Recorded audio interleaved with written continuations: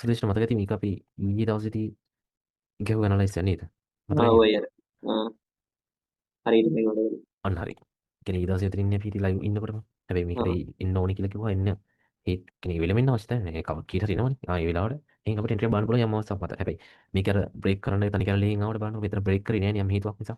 අන්න ඒක තමයි අර කියන්නේ මේජර් පොයින්ට් එක එහෙම බ්‍රේක් කරන්න බෑ කියන දේ. අන්න ඒකට අපි කියන්නේ බය වෙන්න අවශ්‍යතාවයක් නැහැ. අතන කන්ෆර්මේෂන් මත එන්ට්‍රි කරන මේක නෑ කන්ෆර්මේෂන් තුන්නේ නැහැ ඒ වෙලේ නම්. ඩිරෙක්ට් එන්ට්‍රි තමයි මෙතන chance එක තිබ්බේ. හැබැයි මෙතන තියෙන ෂෝට් එකට නම් ගන්න පුළුවන් අවස්ථාවක් තිබ්බ ඕන තරම්. හරිද? මොකද අපි කතා කරන විදිහට PUS එකක් විතර තියෙනවනේ. තියෙන එකම views එක ඕකනේ ඉතින්. ඒකට වැලිඩීමට අවශ්‍යතාවයක් විදිහට මෙතන යම් ලික්විඩිටි එකක් ගත්ත කියන දේ හිතන්න පුළුවන් මයිනස් ස්ට්‍රක්චර් කරනවා. මයිනර්. හරි එතකොට මේකේ ඔක්කොම ඕඩර් ෂිෆ්ට් වීමක් තියෙන ලස්සනට. මෙහෙම පැනලා පැනපු සීන් එක ඔක්කොම තියෙන්නේ. එහෙනම් අන්තිම PO එක කවුද? මෙන්න මෙතන එක්කෙනානේ. මේ PO එකේ මාකට් එකට යන්න නැති.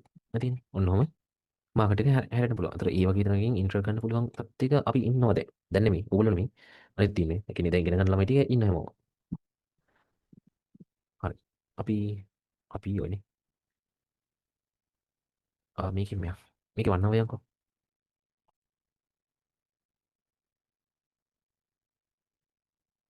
මේ තියන්නේ වන්නව PO එක.